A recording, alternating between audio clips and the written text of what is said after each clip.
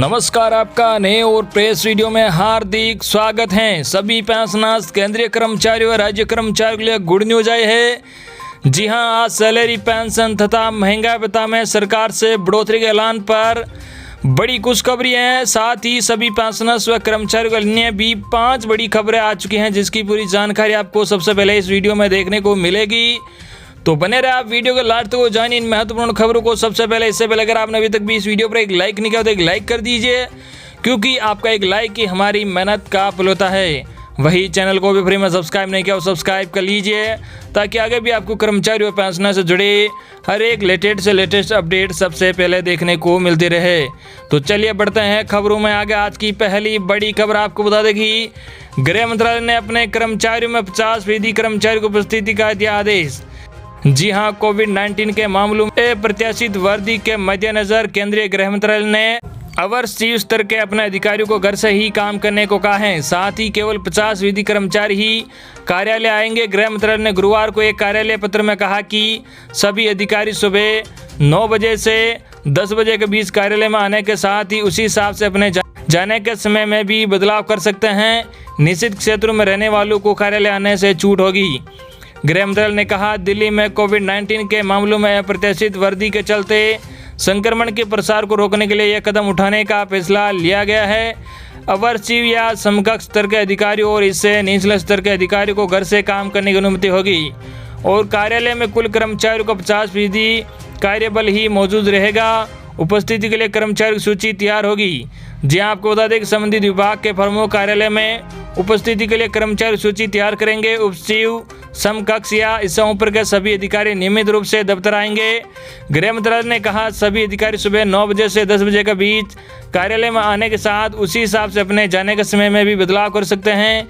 इससे लिस्ट या कॉरिडोर में भीड़ भाड़ नहीं होगी। विभाग प्रमुख इस संबंध में रोस्टर सिस्टम बनाएंगे। कोविड-19 के संबंध में दिशा निर्देशों का पालन जरूरी। जी हां, आपको बता दें कि किसी खास दिन नहीं आने वाले कर्मचारी अपने आवास पर हर समय टेलीफोन या अन्य इलेक्ट्रॉनिक्स माध्यम से जुड़े रहेंगे और घर से ही काम करेंगे। कार्यालय आने वाले सभी कर्मचारी कोविड-19 के संबंध में दिशा निर्देशों का पालन करेंगे। देश में स्वास्थ्य मंत्रालय की ताज़ा रिपोर्ट के अनुसार पिछले 24 घंटों में 2 लाख से अधिक नए कोरोना केस आए हैं और 1038 लोगों की जान भी चली गई है। वही अगली बड़ी खबर आपको बता दें कि सीनियर सिटीजन को मिल सकता है पेंशन का तोहफा, बस मोदी सरकार के मोहर बाकी। हाँ, अगर आप सीनियर सिटीजन हैं और पेंशन नहीं मिलती तो परेशान होने की जरूरत नहीं है, क्योंकि पीएफआरडी आपके लिए खास योजना लाया है। इसमें आप 70 साल की उम्र में भी पेंशन के लिए एलिजिबल हो सकते हैं। दरअसल मोदी सरकार के पास पीएफआरडी ने प्रस्ताव किया है कि न्यू पेंशन स्कीम में निवेश के लिए सीनियर सिटीजन को भी मौका दिया जाना चाहिए, ताकि वे अपना बुढ़ापा सिक्योर कर सके। वही अगली बड़ी खबर आपको बता दें कि एनपीएस के नियमों में हुए बड़ा बदलाव। 5 लाख तक रकम निकालना टैक्स फ्री। वही 75 साल तक मिलेगी पेंशन। जी हां, आपको बता दें कि सीनियर सिटीजन के लिए सरकार की ओर से चलाई जा रही एक शानदार स्कीम। इसको ज़्यादा से ज़्यादा आकर्षक बनाने के लिए समय पर बदलाव होता है। अब बुजुर्गों को ज़्यादा पेंशन मिल सके, इसके लिए पीएफआरडी ने कई नए बदलावों के लिए प्रस्ताव दिया है। एनपीएस को लेकर कई सारे बदलावों को हम एक एक करके समझते हैं। एनपीएस में निवेश का दायरा बढ़ेगा। जी हां, आपको बता दें कि एनपीएस में निवेश की अधिकतम उम्र को बढ़ाकर 70 साल करने का प्रस्ताव दिया गया है। ये अधिकतम आयु सीमा 65 साल है, यानी 65 साल तक का ही व्यक्ति एनपीएस में निवेश कर सकता है। 75 साल तक चालू रहेगा खाता। जी आपको बता दें कि पीएफआरडी ने उन सब्सक्राइबर को भी बड़ी राहत दी है। प्रस्ताव दिया है कि जो 60 साल की उम्र के बाद एनपीएस में शामिल होते हैं, वो अब एनपीएस खाता 75 साल की उम्र तक चालू रख सकते हैं। बाकी दूसरे सब्सक्राइबर के लिए मैच्योरिटी की सीमा 70 साल है। 60 पार लोगों की एनपीएस में दिलचस्पी बढ़ी। जी हाँ, आपको बता दें कि पीएफआरडी का कहना है कि जब हमने एनपीएस में एंट्री के लिए उम्र की सीमा 60 वर्ष से बढ़ाकर 65 साल की, 3.5 सालों के दौरान 15,000 सब्सक्राइबर ने एनपीएस में अकाउंट खोला, जिनकी उम्र 60 साल से ऊपर थी।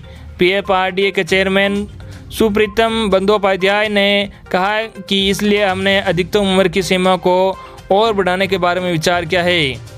बिना एन्युटी निकाल सकेंगे 5 लाख। जी हाँ, इसके अलावा पीएफआरडी ने यह भी प्रस्ताव दिया है कि ऐसे पेंशन फंड जो 5 लाख रुपए से कम है, उनमें से पूरा पैसा निकाला जा सके। अभी तक 2 लाख से कम पेंशन फंड वाले ही पैसा निकाल सकते हैं। यह निकासी टैक्स फ्री होगी। पीएफआरडीए ने चालू वित्त वर्ष में एनपीएस में 10 लाख नए सब्सक्राइबर जोड़ने का लक्ष्य रखा है। पिछले साल एनपीएस में 6 लाख नए सब्सक्राइबर जुड़े थे। एनपीएस और अटल पेंशन योजना में संयुक्त रूप से 1 करोड़ नए सब्सक्राइबर जुड़ने की उम्मीद है। वही अगली बड़ी खबर आपको बता दें कि एलआईसी के कर्मचारियों की सैलरी में 16% की बढ़ोतरी। जी हां, अब सप्ताह में केवल 5 दिन काम 1 लाख से ज्यादा कर्मचारियों को मिलेगा इसका लाभ। जी हां, आपको बता दें कि life insurance corporation of India यानी एलआईसी के कर्मचारियों को सरकार ने खुशखबरी दी है। सरकार ने एलआईसी के कर्मचारियों को सैलरी में 16% बढ़ोतरी कर दी है। सैलरी में बढ़ोतरी को वित्त मंत्रालय के वित्तीय सेवाओं के विभाग ने मंजूरी दे दी है। सूत्रों के हवाले से एक मीडिया रिपोर्ट में यह बात कही गई है। 1 लाख से ज़्यादा कर्मचारियों को लाभ मिलेगा। जी हां, सैलरी में बढ़ोतरी के इस फैसले का एलआईसी के 1 लाख से ज़्यादा कर्मचारियों को लाभ मिलेगा। इसके अलावा एलआईसी के कर्मचारियों को अब सप्ताह में 5 दिन ही काम करना होगा, यानी प्रत्येक शनिवार और रविवार को छुट्टी रहेगी। सप्ताह में 5 दिन काम का फैसला तुरंत प्रभाव से लागू हो गया है। एलआईसी के कर्मचारी संगठन लंबे समय से सप्ताह में 5 दिन काम की मांग कर रहे थे। वही आपको बता दें कि 13,500 रुपये तक का अतिरिक्त स्पेशल अलाउंस भी मिलेगा। जी हां, वित्तीय सेवाओं के विभाग ने एलआईसी कर्मचारियों के लिए 1500 रुपये से लेकर 13,500 रुपये तक प्रति माह अतिरिक्त स्पेशल अलाउंस पेश किया है। ये अलाउंस सभी कैडर के कर्मचारियों को मिलेगा। इस अलाउंस को डीएनएस अलाउंस के कैलकुलेशन के लिए पेश किया गया है, लेकिन इसको city compensation allowance, CCA, gratuity, house rent allowance, HRA, paid leave encashment और सुपर एनुएशन बेनिफिट के तौर पर नहीं माना जाएगा। 2017 से लंबी थी सैलरी में बढ़ोतरी। जी हां, आपको बता दें कि एलआईसी सामान्य तौर पर प्रत्येक 5 साल बाद सैलरी में बढ़ोतरी करती हैं। पिछली बढ़ोतरी 2012 में की गई थी। इसके बाद 2017 में बढ़ोतरी होनी थी, लेकिन ये अभी तक लंबी थी। ऐसे में इस बार लंबे समय के बाद सैलरी में बढ़ोतरी हुई है। हालांकि कर्मचारी सैलरी में 35% बढ़ोतरी की उम्मीद कर रहे थे, लेकिन केवल 16% बढ़ोतरी को ही मंजूरी मिली है। वही अगली बड़ी खबर आपको बता दें कि केंद्रीय कर्मचारियों के लिए गुड न्यूज़। जुलाई से नाइट ड्यूटी पर मिलेगा अलग से भत्ता। जी हां, पूरा देश बीते 1 साल से कोरोना महामारी से जूझ रहा है। कोरोना की दूसरी लहर और ज़्यादा खतरनाक है। सरकार ने कोरोना महामारी के बढ़ते खतरे को देखते हुए केंद्रीय कर्मचारियों के लिए कई नियमों में बदलाव किए। इन बदलावों में से लाखों केंद्रीय कर्मचारियों को राहत मिलने की उम्मीद है। अभी इन केंद्रीय कर्मचारियों को अपना डीए दोबारा मिलने का इंतजार है। यहाँ पर हम उन कर्मचारियों की बात कर रहे हैं जो रात में ड्यूटी करते हैं।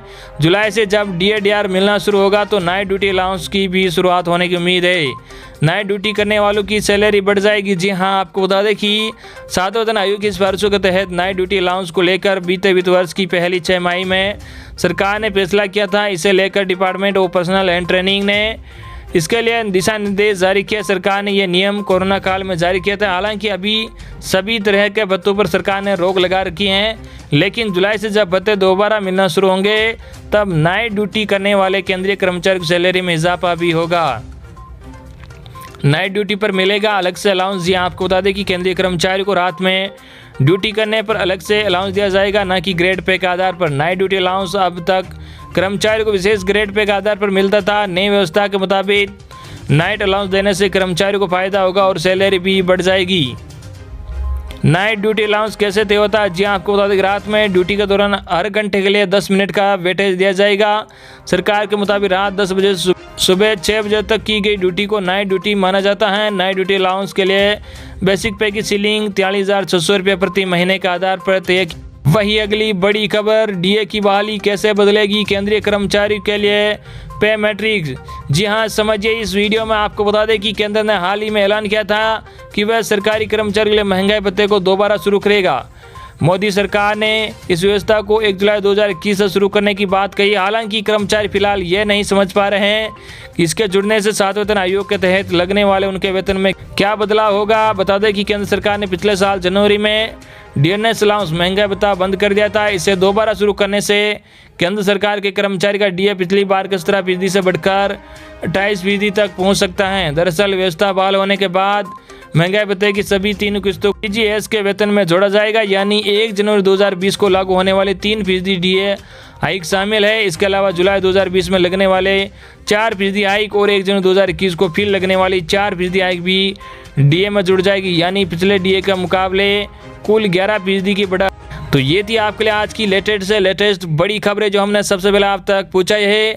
आई होप कि आपको आज की हमारी सभी के सभी लेटेस्ट खबरें पसंद आई होगी। इस वीडियो पर ज़्यादा से ज़्यादा लाइक और इस वीडियो को ज़्यादा से ज़्यादा आपके मिलने वालों तक जरूर शेयर करना ताकि उन तक भी ये सभी लेटेस्ट से लेटेस्ट खबरें पहुँच के। धन्यवाद।